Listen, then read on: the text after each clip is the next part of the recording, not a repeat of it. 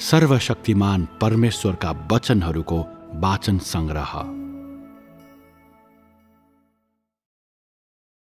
देहधारी परमेश्वरको सेवकाई र मानिसको दायित्व बीचको भिन्नता।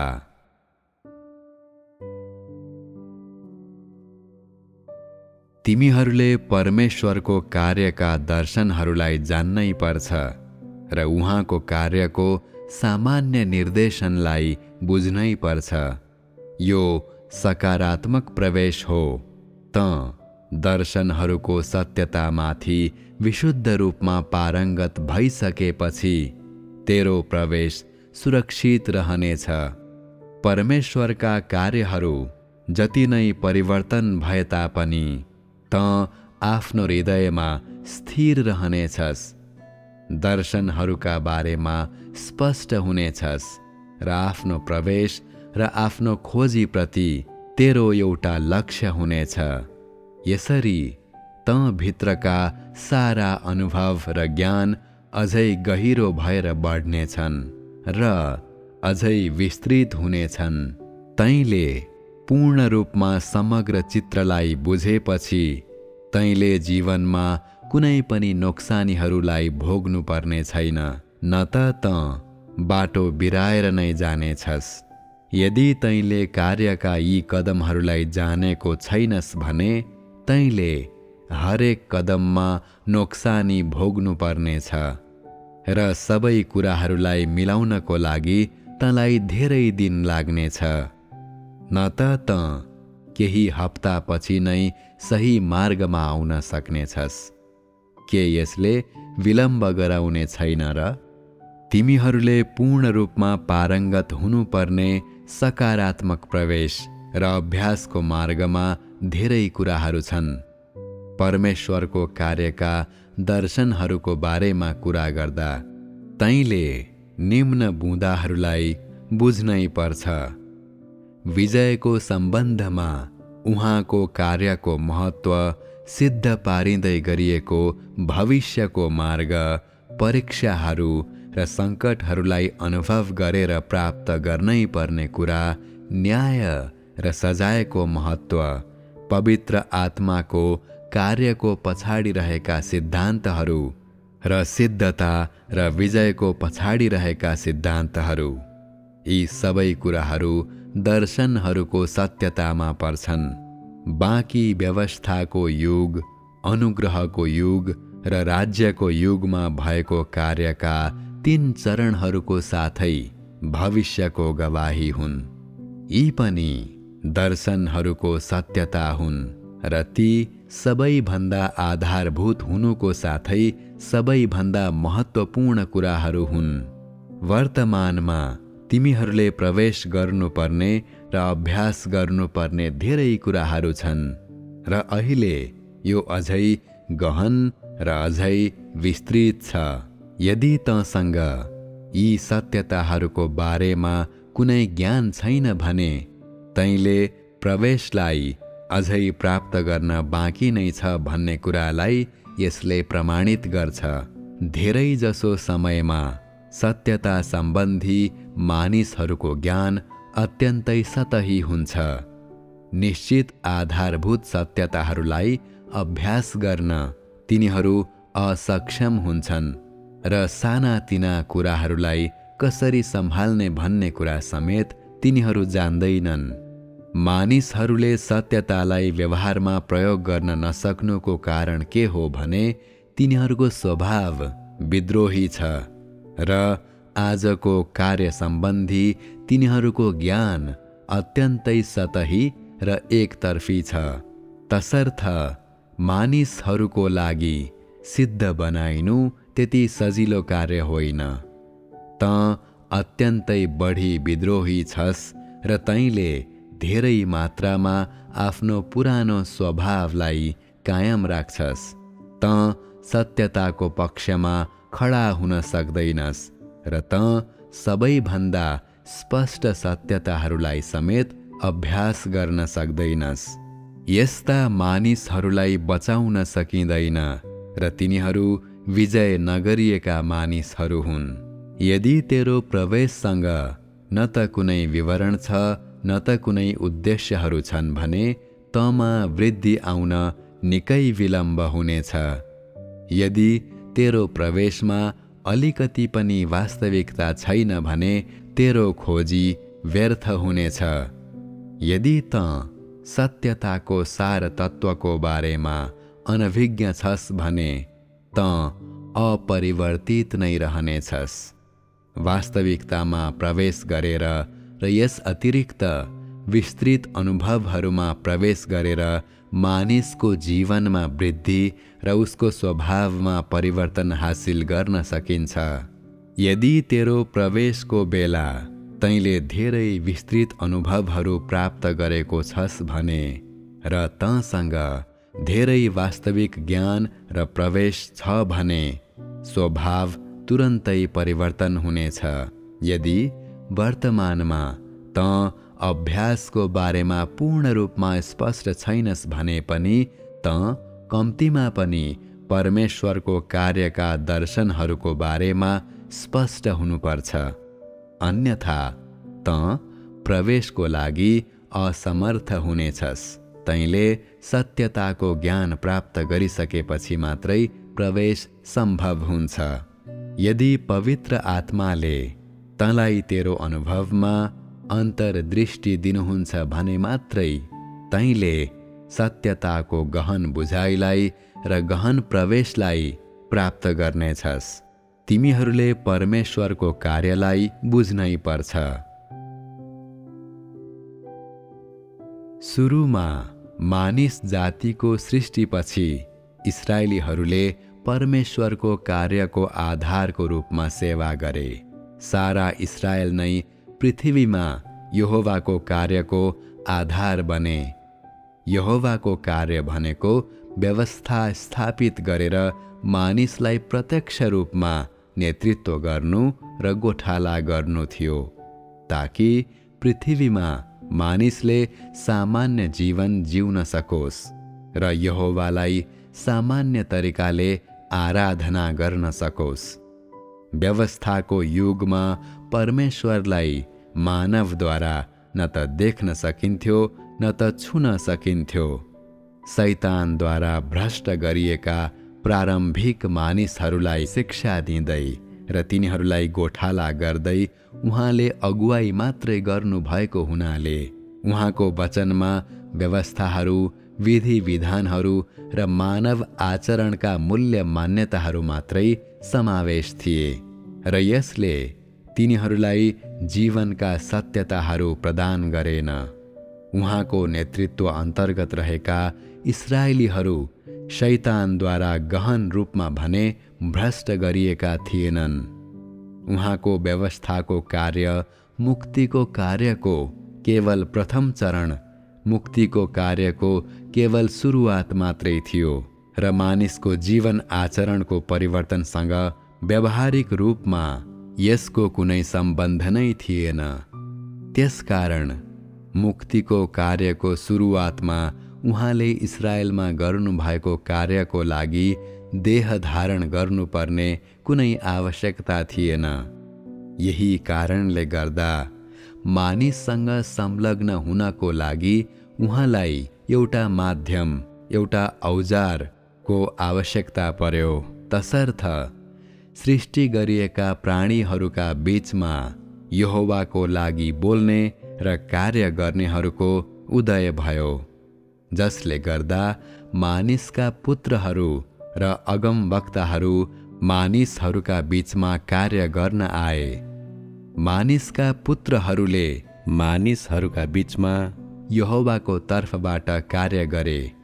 यहोवाद्वारा मानिसका पुत्रहरू भनेर बोलाइनुको अर्थ यहोवाको तर्फबाट यस्ता मानिसहरूले व्यवस्थालाई स्थापित गरे भन्ने हो।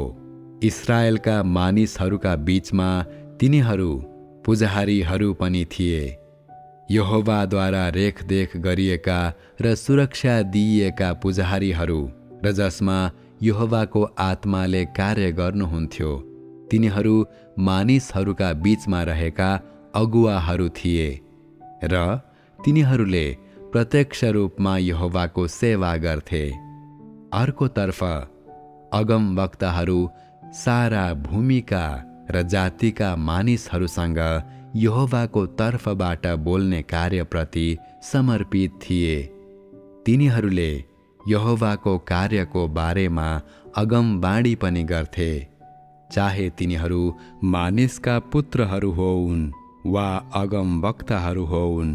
तिनीहरू सबै स्वयं यहोवाको आत्माद्वारा खडा गरिए र तिनीहरूमा यहोवाको कार्य थियो। मानिसहरूका बीचमा यहोवालाई प्रत्यक्ष रूपमा प्रतिनिधित्व गर्नेहरू तिनीहरू नै थिए। तिनीहरू यहोवाद्वारा खडा गरिएका हुनाले मात्रै तिनीहरूले आफ्ना कार्य गरे र स्वयं पवित्र आत्मा देहधारी हुनुभएको देह तिनीहरूसँग भएको हुनाले होइन। त्यसकारण परमेश्वरको तर्फबाट बोल्नमा र कार्य गर्नमा तिनीहरू उस्तै भए तापनि व्यवस्थाको युगमा मानिसका पुत्रहरू र अगमवक्ताहरू देहधारी परमेश्वरका देह थिएनन्।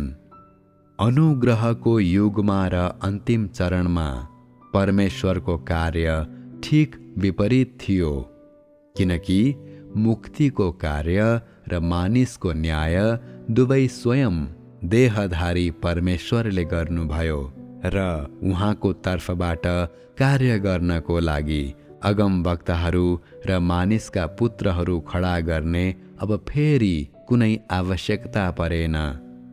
मानिसको नजरमा तिनीहरूको कार्यको सार तत्त्व र विधिको बीचमा कुनै उल्लेखनीय भिन्नताहरू छैनन्, अनि यही कारणले गर्दा मानिसहरूले निरन्तर रूपमा देहधारी परमेश्वरको कार्यलाई अगमवक्ताहरू र मानिसका पुत्रहरूको कार्यसँग अन्योल पैदा गर्दै हुन्छन्। देहधारी परमेश्वरको रूप र अगमवक्ताहरू तथा मानिसका पुत्रहरूको रूप आधारभूत रूपमा उस्तै थियो, अनि देहधारी परमेश्वर अगमवक्ताहरूभन्दा अझै सामान्य र अझै वास्तविक हुनुहुन्थ्यो। यसरी उहाँहरू बीचको भिन्नता छुट्याउन मानिस असमर्थ छ। मानिसले केवल रूपमा मात्रै ध्यान दिन्छ। कार्य गराई र बोलाइमा यी दुई उस्तै भए तापनि तिनीहरूका बीचमा तात्विक भिन्नता छ भन्ने बारेमा मानिस पूर्ण रूपमा अनभिज्ञ छ। उस्तै देखिने कुराहरूका बीचमा रहेको भिन्नतालाई बताउने मानिसको क्षमता अत्यन्तै कमजोर भएको हुनाले उसले सामान्य कुराहरूका बीचमा रहेको भिन्नतालाई छुट्याउन असमर्थ हुन्छ। अति जटिल कुनै कुराको बारेमा त कुरै नगरौँ। जब पवित्र आत्माद्वारा प्रयोग गरिएका यी अगमवक्ताहरू र मानिसहरूले बोले र कार्य गरे, यो मानिसका दायित्वहरूलाई अघि बढाउनको लागि थियो। सृष्टि गरिएको प्राणीको प्रकार्यलाई पूरा गर्नको लागि थियो र यो मानिसले गर्नुपर्ने कार्य थियो। तैपनि देहधारी परमेश्वरका वचनहरू र कार्य भनेको उहाँको सेवकाईलाई अघि बढाउनु थियो। उहाँको बाहिरी रूप सृष्टि गरिएको प्राणीको जस्तो थियो, तैपनि उहाँको कार्य भनेको आफ्नो प्रकार्यलाई होइन, तर आफ्नो सेवकाईलाई अघि बढाउनु थियो। सृष्टि गरिएका प्राणीहरूको हकमा दायित्व भन्ने शब्दको प्रयोग गरिन्छ, तर देहधारी परमेश्वरको देहको हकमा भने सेवकाई भन्ने शब्दको प्रयोग गरिन्छ। यी दुईको बीचमा एउटा अपरिहार्य भिन्नता रहेको छ। यिनलाई एक अर्कासँग प्रतिस्थापन गर्न सकिँदैन। मानिसको कार्य भनेको केवल आफ्नो दायित्वलाई पूरा गर्नु हो भने परमेश्वरको कार्य भनेको आफ्नो सेवकाईलाई व्यवस्थापन गर्नु र अघि बढाउनु हो। त्यसकारण धेरै प्रेरितहरू पवित्र आत्माद्वारा प्रयोग गरिएका भए तापनि र धेरै अगमवक्ताहरू उहाँद्वारा भरिएका भए तापनि तिनीहरूको कार्य र वचनहरू भनेका सृष्टि गरिएका प्राणीहरूका रूपमा रहेको आफ्नो दायित्वलाई पूरा गर्नु मात्रै थियो।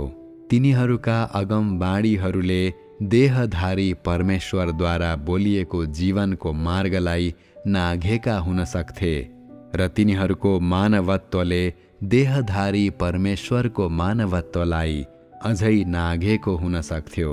तर तिनीहरूले अझै आफ्नो दायित्व पूरा गर्दै थिए र सेवकाईलाई पूरा गर्दै थिएनन्। मानिसको दायित्वले मानिसको प्रकार्यलाई जनाउन सक्छ।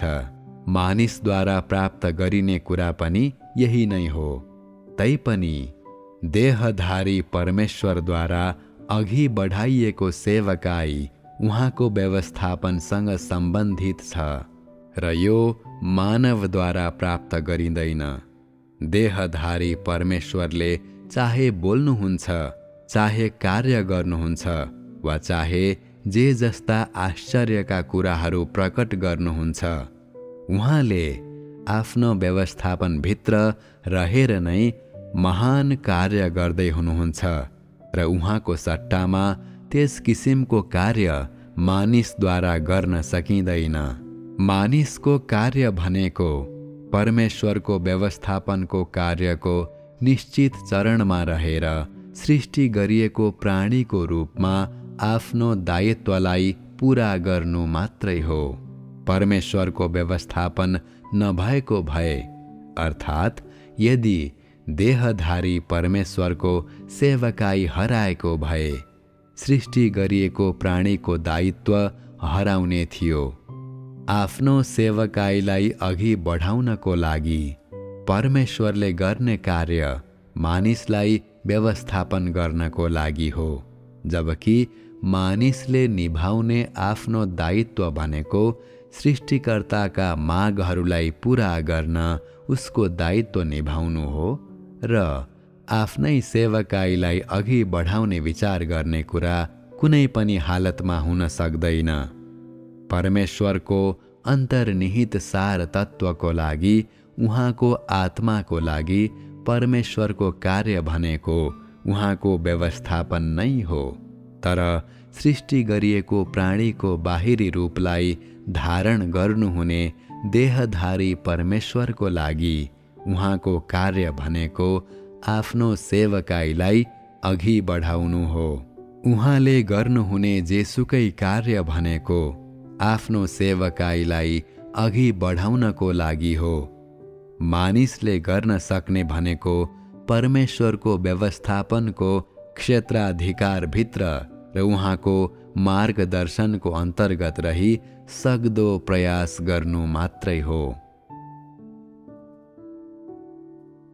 वास्तविकतामा मानिसले पूरा गर्ने आफ्नो दायित्व भनेको मानिसभित्र अन्तर्निहित रहेका सबै कुराहरूको उपलब्धि हो। भन्नुको अर्थ जुन कुरा मानिसको लागि सम्भव छ, त्यसपछि उसको दायित्व पूरा हुन्छ। आफ्नो सेवाको अवधिमा देखिने मानिसका कमजोरीहरू प्रगतिशील अनुभव र न्यायबाट भएर जानुपर्ने प्रक्रिया मार्फत बिस्तारै घटाइन्छन्। तिनले मानिसको दायित्वलाई बाधा दिँदैनन् वा प्रभाव पार्दैनन्।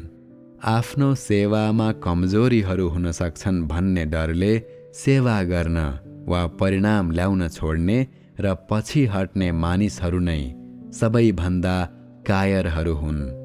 यदि मानिसहरूले सेवाको अवधिमा व्यक्त गर्नुपर्ने कुरालाई व्यक्त गर्न सक्दैनन् वा तिनीहरूको लागि सम्भव भएका कुरालाई अन्तर्निहित रूपमा तिनीहरूले उपलब्धि गर्न सक्दैनन् र यसको सट्टामा समय बर्बाद गर्छन् र आलटाल मात्रै गर्छन् भने तिनीहरूले सृष्टि गरिएको प्राणीमा हुनुपर्ने कार्यगत प्रकार्यलाई गुमाएका हुन्छन्।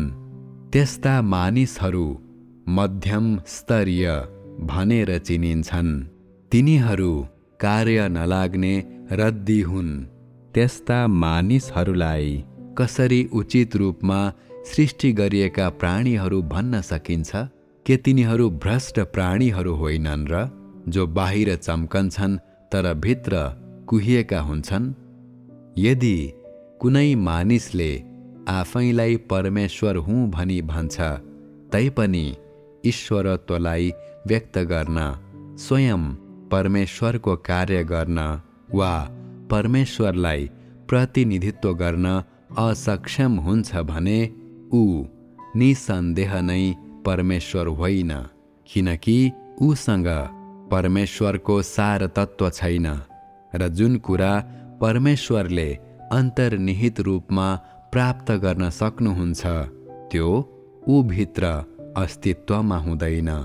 यदि मानिसले ऊद्वारा अन्तर्निहित रूपमा नै प्राप्त गर्न सकिने कुरालाई गुमाउँछ भने उसलाई अब उपरान्त मानिस भन्न सकिँदैन र ऊ सृष्टि गरिएको प्राणीको रूपमा खडा हुन वा परमेश्वरको अघि आउन र उहाँको सेवा गर्न योग्य हुँदैन।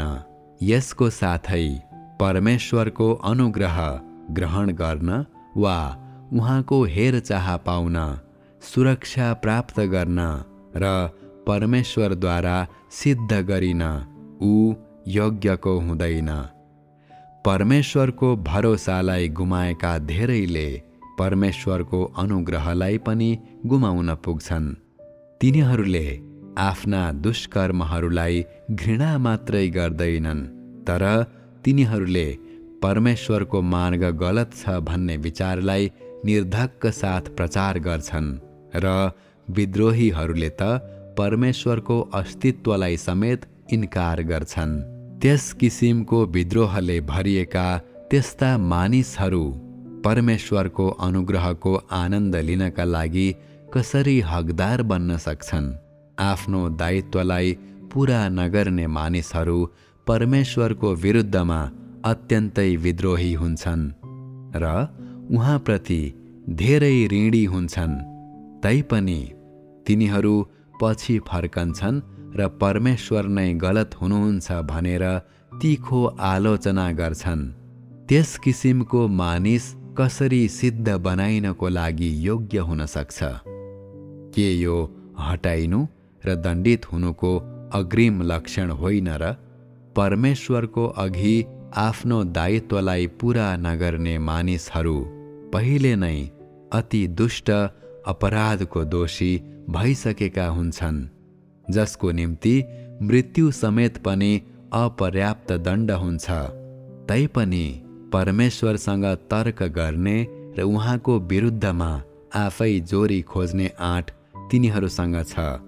त्यस्ता मानिसहरूलाई सिद्ध पार्नुको औचित्य के छ र? जब मानिसहरू आफ्नो दायित्व पूरा गर्न असफल हुन्छन्, तिनीहरूले दोषी र ऋणी भएको महसुस गर्नुपर्छ। तिनीहरूले आफ्ना कमजोरी र अनुपयोगितालाई, आफ्ना विद्रोह र भ्रष्टतालाई घृणा गर्नुपर्छ र अझ अधिक परमेश्वरलाई आफ्नो जीवन दिनुपर्छ। त्यसपछि मात्रै तिनीहरू परमेश्वरलाई साँचो रूपमा प्रेम गर्ने सृष्टि गरिएका प्राणीहरू हुन्छन् र त्यस्ता मानिसहरू मात्रै परमेश्वरका आशिषहरू र प्रतिज्ञामा रमाउनका लागि र उहाँद्वारा सिद्ध बनाइनका लागि योग्य हुन्छन्। अनि तिमीहरू मध्ये अधिकांश कस्ता छौ? तिमीहरूका बीचमा जिउनुहुने परमेश्वरलाई तिमीहरूले कस्तो व्यवहार गर्छौ? उहाँको सामुन्ने तिमीहरूले आफ्नो दायित्व कसरी निभाएका छौ? के तिमीहरूलाई जे गर्नको लागि बोलाइएको थियो तिमीहरूले आफ्नै जीवनको बाजी समेत राखेर ती सबै पूरा गरेका छौ? तिमीहरूले के बलिदान दिएका छौ? के तिमीहरूले मबाट धेरै कुरा पाएका छैनौ र? के तिमीहरूले छुट्याउन सक्छौ? तिमीहरू म प्रति कति निष्ठावान छौ? तिमीहरूले मलाई कसरी सेवा गरेका छौ? अनि मैले तिमीहरूलाई जे दिएको छु र तिमीहरूका लागि मैले जे गरेको छु त्यसको बारेमा के तिमीहरूले यी सबै कुराहरूलाई नापेका छौ? के तिमीहरू सबैले तिमीहरूभित्र भएको थोरै विवेकसँग यसलाई मूल्याङ्कन र तुलना गरेका छौ? तिमीहरूका वचनहरू र कार्यहरू कसको योग्य हुन सक्छ? के तिमीहरूले गरेको त्यति सानो बलिदान मैले तिमीहरूलाई दिएका सबै कुराको योग्य हुन सक्छ? मसँग अरू कुनै विकल्प छैन र तिमीहरूप्रति म पूर्ण हृदयले समर्पित भएको छु। तैपनि तिमीहरूले म प्रति दुष्ट अभिप्रायहरू राखेका छौ र म प्रति अर्ध हृदयका भएका छौ। तिमीहरूको दायित्वको हद, तिमीहरूको एउटै मात्र कार्य त्यही नै हो। के यस्तै होइन र? तिमीहरू सृष्टि गरिएको प्राणीको दायित्वलाई पूरा गर्न पूर्ण रूपमा असफल भएका छौ भन्ने कुरा के तिमीहरूलाई थाहा छैन? तिमीहरूलाई कसरी सृष्टि गरिएको प्राणीको रूपमा लिन सकिन्छ? तिमीहरूले जे व्यक्त गर्दैछौ र जसरी जीवन बिताउँदैछौ त्यो तिमीहरूलाई स्पष्ट नै छैन र? तिमीहरू आफ्नो दायित्व पूरा गर्न असफल भएका छौ, तर तिमीहरू परमेश्वरको सहिष्णुता र प्रशस्त अनुग्रह प्राप्त गर्न खोज्छौ। त्यस किसिमको अनुग्रह तिमीहरू जस्ता अनुपयोगी र नीचहरूका लागि तयार गरिएको होइन, तर तिनको लागि हो जसले केही पनि माग्दैनन् र खुसी साथ बलिदान दिन्छन्। तिमीहरू जस्ता मानिसहरू, यस्ता मध्यम स्तरीयहरू स्वर्गको अनुग्रहको आनन्द उपभोग गर्न पूर्ण रूपमा अयोग्य छौ। तिमीहरूका दिनहरूलाई कठिनाई र अनन्त दण्डले साथ दिनेछन्। यदि तिमीहरू म प्रति विश्वासयोग्य हुन सक्दैनौ भने तिमीहरूको नियति कष्टको हुनेछ। यदि तिमीहरू मेरा वचनहरू र मेरो कार्यप्रति जवाफदेही हुन सक्दैनौ भने तिमीहरूको परिणाम दण्डको नै हुनेछ। राज्यका सारा अनुग्रह, आशिषहरू र सुन्दर जीवनले तिमीहरूसँग कुनै सरोकार राख्ने छैनन्। तिमीहरूले पाउन योग्य अन्त्य र तिमीहरू आफैले निम्त्याएको परिणाम यही नै हो। अज्ञानता र अहङ्कार भएकाहरूले सक्दो प्रयास नगर्ने मात्र होइन, आफ्नो दायित्व पूरा नगर्ने मात्रै होइन, तिनीहरूले अनुग्रहको लागि आफ्ना हातहरू समेत पसार्छन्, मानौ तिनीहरूले मागेको कुरा पाउन तिनीहरू योग्य छन्। अनि यदि तिनीहरूले आफूले मागेको कुरा प्राप्त गर्न असफल भए भने तिनीहरू अझै कम विश्वासयोग्य बन्छन्। त्यस्ता मानिसहरूलाई कसरी उचित मान्न सकिन्छ? तिमीहरू कमजोर क्षमता भएका र तर्करहित छौ। व्यवस्थापनको कार्यको अवधिमा तिमीहरूले पूरा गर्नुपर्ने दायित्वलाई पूरा गर्न तिमीहरू पूर्ण रूपमा असक्षम छौ। तिमीहरूको मूल्य पहिले नै गिरिसकेको छ। त्यस्तो अनुग्रह तिमीहरूलाई देखाएकोमा तिमीहरूले मलाई तिर्नुपर्ने मूल्य तिर्ने तिमीहरूको असफलता आफैमा पनि एउटा चरम विद्रोह हो। तिमीहरूलाई दोषी ठहर्याउन र तिमीहरूको कायरता, असक्षमता, नीचता र अयोग्यतालाई देखाउनको लागि त्यही नै पर्याप्त छ। तिमीहरूलाई आफ्नो हात फैलाउनको लागि केले हकदार बनाउँछ?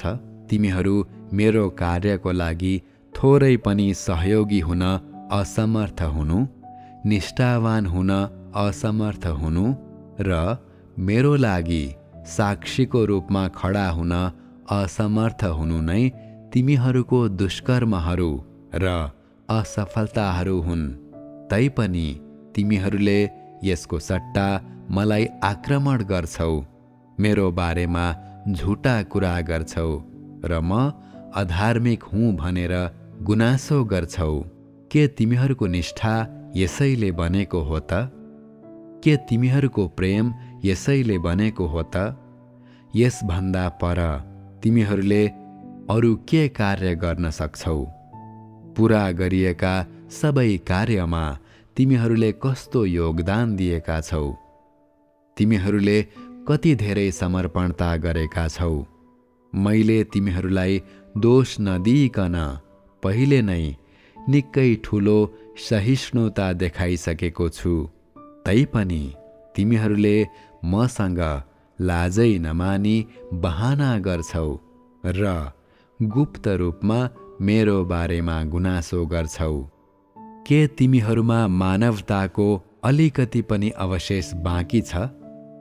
मानिसको दायित्व मानिसको मन र उसका धारणाहरूद्वारा कलङ्कित भएको भए तापनि तिमीले आफ्नो दायित्वलाई पूरा गर्नै पर्छ र आफ्नो निष्ठालाई देखाउनै पर्छ। मानिसको कार्यमा रहेका अशुद्धताहरू भनेको उसको क्षमताको समस्या हो, जबकि यदि मानिसले आफ्नो दायित्वलाई पूरा गर्दैन भने यसले उसको विद्रोहलाई जनाउँछ। मानिसको दायित्व र ऊ आशिषित भएको छ कि श्रापित भएको छ भन्ने बीच कुनै अन्योन्याश्रित सम्बन्ध छैन। दायित्व भनेको मानिसले पूरा गर्नुपर्ने कुरा हो। यो उसको स्वर्गबाट पठाइएको कार्य हो र यो भरण पोषण शर्तहरू वा तर्कहरूमा निर्भर हुनु हुँदैन। तब मात्रै उसले आफ्नो दायित्व पूरा गर्दै हुन्छ। आशिषित हुनु भनेको कसैले न्यायको अनुभव गरिसकेपछि सिद्ध बनाइनु र परमेश्वरको आशिषहरू प्राप्त गर्नु हो। श्रापित हुनु भनेको सजाय र न्याय भोगिसकेपछि पनि कसैको स्वभाव परिवर्तन नहुनु हो। यो तब हुन्छ जब तिनीहरूले सिद्ध बनाइएको अनुभव गर्दैनन् र तिनीहरू दण्डित हुन्छन्। तर चाहे तिनीहरूले आशिष पाउन् वा श्राप पाउन्, सृष्टि गरिएका प्राणीहरूले आफूले गर्नुपर्ने कार्य गर्दै र आफूले गर्न सक्ने कार्य गर्दै आफ्नो दायित्वलाई पूरा गर्नुपर्छ। कुनै पनि व्यक्ति जो परमेश्वरको पछि लाग्छ उसले गर्नुपर्ने न्यूनतम कार्य यही हो। आशिषित हुनको लागि मात्रै तैँले आफ्नो दायित्वलाई पूरा गर्नु हुँदैन र श्रापित हुने डरले तैँले कार्य गर्न इन्कार गर्नु हुँदैन। म तिमीहरूलाई यो एउटा कुरा बताउन चाहन्छु। मानिसले पूरा गर्ने आफ्नो दायित्व भनेको उसले गर्नुपर्ने कार्य हो र यदि ऊ आफ्नो दायित्व पूरा गर्न असक्षम छ भने यो उसको विद्रोह हो। आफ्नो दायित्वलाई पूरा गर्ने प्रक्रियाद्वारा मानिस बिस्तारै परिवर्तन गरिन्छ र यही प्रक्रियाद्वारा उसले आफ्नो निष्ठालाई प्रदर्शन गर्छ। जस्तो कि तैँले जति आफ्नो दायित्वलाई पूरा गर्न सक्षम हुन्छस् त्यति नै तैँले सत्यतालाई प्राप्त गर्नेछस् र त्यति नै वास्तविक तेरो अभिव्यक्ति हुनेछ। आफ्नो दायित्व पूरा गर्ने कार्यमा आलटाल गर्ने र सत्यतालाई नखोज्नेहरू अन्त्यमा हटाइनेछन्, किनकि त्यस्ता मानिसहरूले सत्यताको अभ्यासमा आफ्नो दायित्वलाई पूरा गर्दैनन् र आफ्नो दायित्व पूरा गर्नमा सत्यतालाई अभ्यास गर्दैनन्। तिनीहरू ती हुन् जो अपरिवर्तित रहन्छन् र श्रापित हुनेछन्। तिनीहरूको अभिव्यक्तिहरू अशुद्ध मात्रै छैनन्, तर तिनीहरूले अभिव्यक्त गर्ने हरेक कुरा नै दुष्ट छ। अनुग्रहको युगमा येशूले पनि धेरै वचनहरू बोल्नुभयो र धेरै कार्य गर्नुभयो। उहाँ कसरी यशाया भन्दा फरक हुनुहुन्थ्यो, उहाँ कसरी दानियल भन्दा फरक हुनुहुन्थ्यो। के उहाँ अगमवक्ता हुनुहुन्थ्यो? उहाँ ख्रीष्ट हुनुहुन्छ भनेर किन भनिन्छ? उहाँहरूका बीचमा रहेका भिन्नताहरू के हुन्? उहाँहरू सबै नै वचन बोल्ने मानिसहरू हुनुहुन्थ्यो र उहाँहरूका वचनहरू मानिसको लागि लगभग उस्तै देखिन्थे। उहाँहरू सबैले वचनहरू बोल्नुहुन्थ्यो र कार्य गर्नुहुन्थ्यो।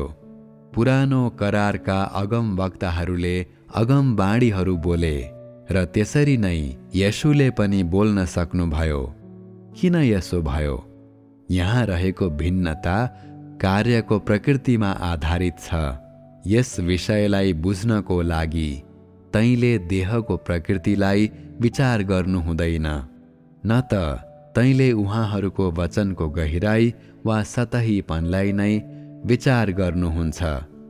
सधैँ नै तैँले पहिला उहाँहरूको कार्य र मानिसमा उहाँहरूको कार्यले हासिल गर्ने प्रभावहरूलाई विचार गर्नुपर्छ। त्यो समयमा अगमवक्ताहरूद्वारा बोलिएका अगमबाणीहरूले मानिसको जीवन आपूर्ति गरेन र यशाया र दानियल जस्ता व्यक्तिहरूद्वारा प्राप्त गरिएका प्रेरणाहरू अगमबाणीहरू मात्रै थिए र जीवनका मार्ग थिएनन्। यदि यहोवाको प्रत्यक्ष प्रकाश नभएको भए कसैले पनि त्यो कार्य गर्न सक्ने थिएन जुन मरणशीलहरूका लागि सम्भव छैन। येशूले पनि धेरै वचनहरू बोल्नुभयो, तर ती वचनहरू जीवनका मार्ग थिए जसबाट मानिसले अभ्यास गर्ने मार्ग पाउन सक्थे। भन्नुको अर्थ के हो भने, पहिलो, उहाँले मानिसको जीवन आपूर्ति गर्न सक्नुभयो किनकि येशू जीवन हुनुहुन्छ। दोस्रो, उहाँले मानिसका विचलनहरूलाई सुल्ट्याउन सक्नुभयो। तेस्रो, यस युगलाई अघि बढाउनको लागि उहाँको कार्यले यहोवाको कार्यलाई निरन्तरता दिन सक्यो। चौथो, उहाँले मानिसभित्रका आवश्यकताहरूलाई भेउ पाउन सक्नुभयो र मानिसमा के कमी छ त्यसलाई बुझ्न सक्नुभयो। पाँचौं, उहाँले नयाँ युगलाई अस्तित्वमा ल्याउन र पुरानोलाई समाप्त गर्न सक्नुभयो। यही कारणले गर्दा उहाँलाई परमेश्वर र ख्रीष्ट भनिन्छ। यशाया भन्दा मात्र होइन, तर अरू सबै अगमवक्ताहरू भन्दा उहाँ फरक हुनुहुन्छ। यशायालाई अगमवक्ताहरूका कार्यको लागि एउटा तुलनाको रूपमा ल्याऊ। पहिलो, उसले मानिसको जीवन आपूर्ति गर्न सकेन। दोस्रो, उसले नयाँ युग अस्तित्वमा ल्याउन सकेन। उसले यहोवाको नेतृत्वमा रहेर कार्य गर्दै थियो र नयाँ युगको प्रारम्भ गर्नु थिएन। तेस्रो, उसले बोलेका वचनहरू उनी भन्दा परका कुरा थिए। उसले परमेश्वरको आत्माबाट प्रत्यक्ष रूपमा प्रकाशहरू प्राप्त गर्दै थियो र अरूहरूले तिनलाई सुन्दा समेत बुझ्दैन थिए। उसका वचनहरू अगमबाणी भन्दा बढी केही थिएनन्। यहोवाको पक्षमा गरिएको कार्यको एउटा पक्षभन्दा बढी अरू केही थिएन भन्ने कुरालाई प्रमाणित गर्नको लागि यी थोरै कुराहरू नै पर्याप्त छन्। तैपनि उसले यहोवालाई पूर्ण रूपमा प्रतिनिधित्व गर्न सकेन। उनी यहोवाको एक सेवक थिए, यहोवाको कार्यमा एक साधन। उसले व्यवस्थाको युगभित्र र यहोवाको कार्यको क्षेत्राधिकारभित्र मात्रै कार्य गर्दै थियो। उसले व्यवस्थाको युगभन्दा पर कार्य गरेन। यसको विपरीत येशूको कार्य फरक थियो। उहाँले यहोवाको क्षेत्राधिकारलाई पार गर्नुभयो। उहाँले देहधारी परमेश्वरको रूपमा कार्य गर्नुभयो र सारा मानव जातिलाई उद्धार गर्नको लागि उहाँ क्रुसमा जानुभयो।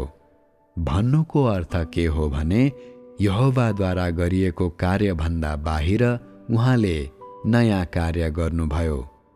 यो नयाँ युग अस्तित्वमा ल्याउने कार्य थियो। यस अतिरिक्त उहाँले त्यस्तो कुराको बारेमा बताउन सक्षम हुनुभयो जसलाई मानिसले प्राप्त गर्न सक्दैनथ्यो। उहाँको कार्य परमेश्वरको व्यवस्थापनभित्रकै कार्य थियो र सम्पूर्ण मानव जाति यसमा समावेश थियो। उहाँले केही मानिसहरूमा मात्रै कार्य गर्नु भएन, न त सीमित सङ्ख्याका मानिसहरूलाई नेतृत्व गर्नु नै उहाँको कार्यको आशय थियो।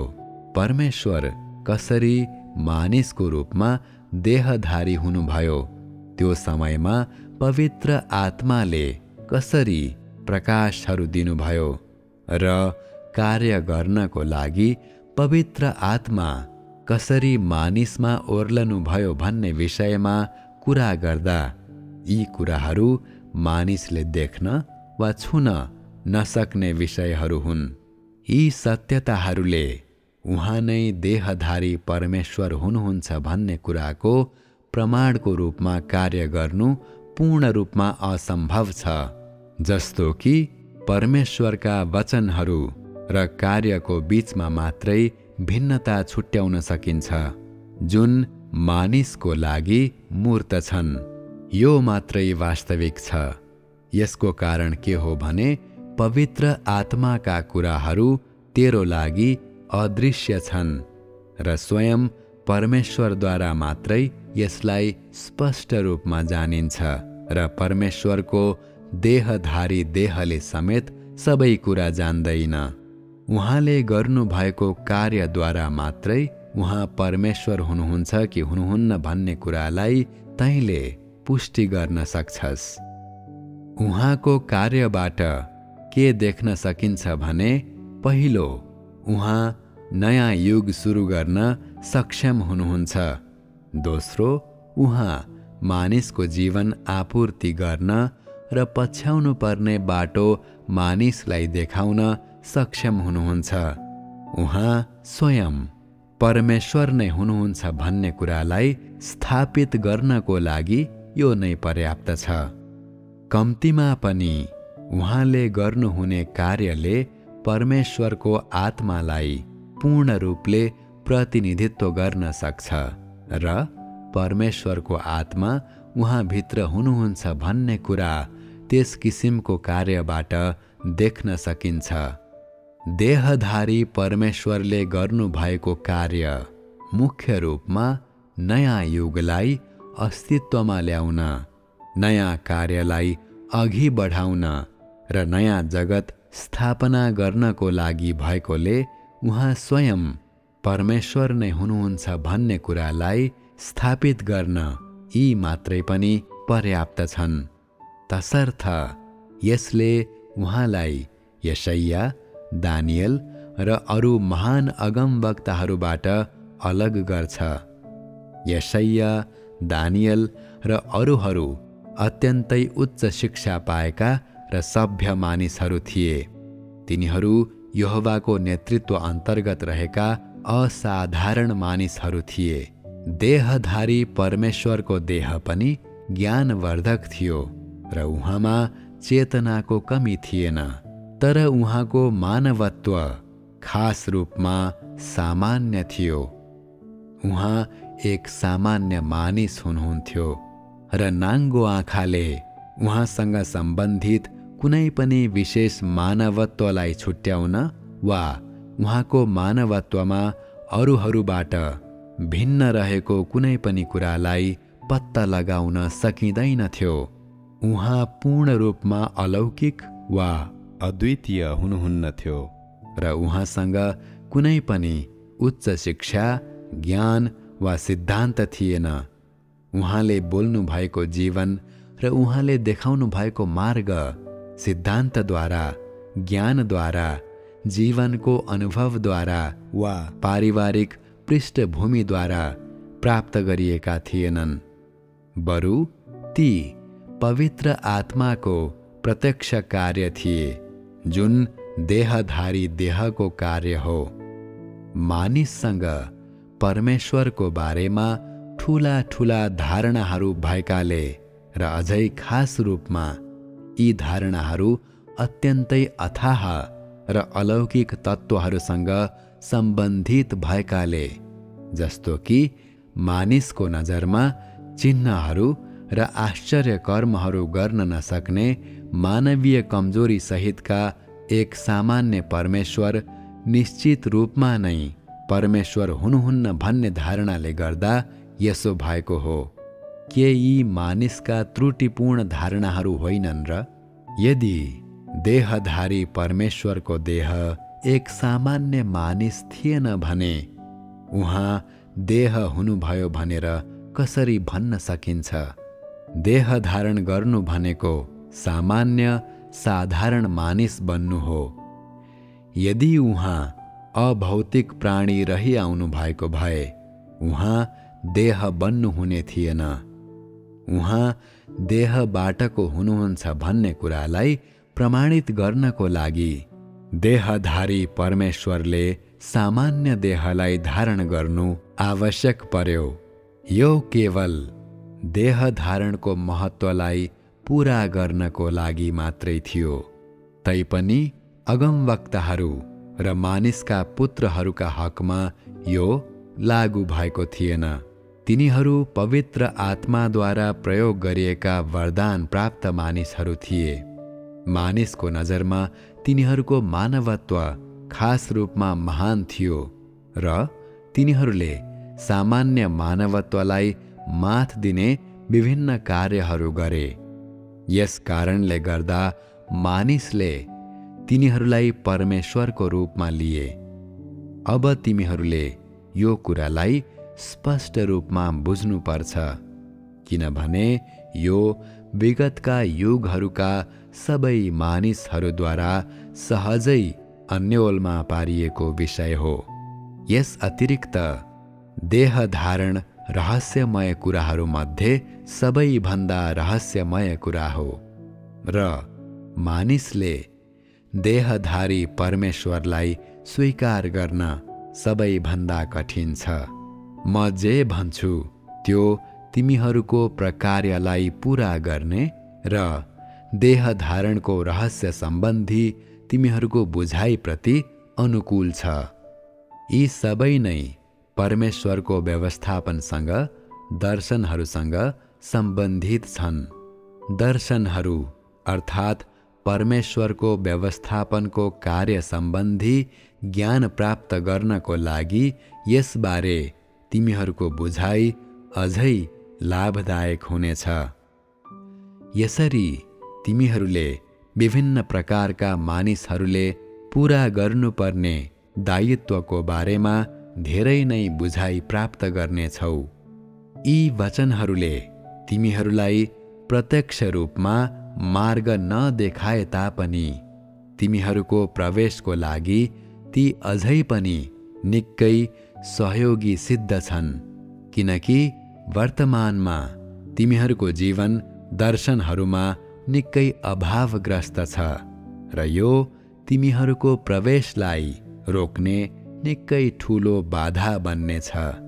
यदि तिमीहरू यी समस्याहरूलाई बुझ्न असमर्थ रहेका छौ भने तिमीहरूको प्रवेशलाई अघि बढाउने कुनै उत्प्रेरणा हुने छैन अनि तिमीहरूको दायित्वलाई पूरा गर्नको लागि त्यस्तो खोजीले कसरी तिमीहरूलाई सर्वोत्तम रूपमा सक्षम पार्न सक्छ र?